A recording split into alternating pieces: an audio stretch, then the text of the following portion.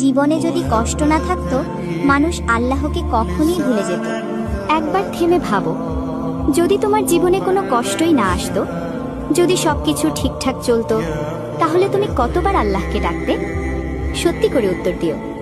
যখন জীবন সহজ থাকে, মানুষ তখন নিজের শক্তির উপর ভরসা করে।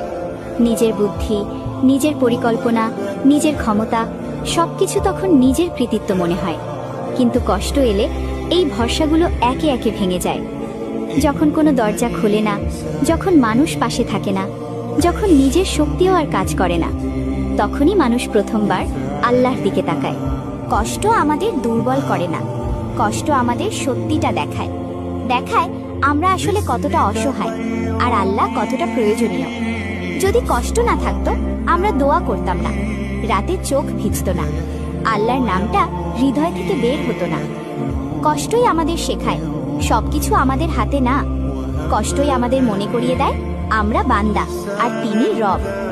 এই জন্যই দেখো, সুখে মানুষ আল্লাহকে মনে রাখে কম, কিন্তু কষ্টে মানুষ আল্লাহকে একদম কাছে পায়। এর মানে এই না আল্লাহ কষ্ট দিতে ভালোবাসেন, বরং আল্লাহ জানেন কিছু মানুষকে কাছে আনতে হলে তাদের ভেঙে ডাকতে হয়।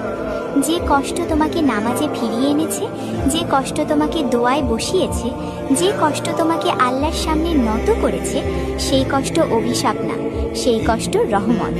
তাই যদি আজ তোমার জীবন কঠিন লাগে, যদি মনে হয় সবকিছু ভেঙে যাচ্ছে, একবার ভাবো, হয়তো আল্লাহ তোমাকে হারাতে না, তোমাকে ফিরিয়ে আনতে চাচ্ছেন। কারণ যদি কষ্ট না থাকতো, আমরা হয়তো আল্লাহকে কখনোই মনে রাখতাম না।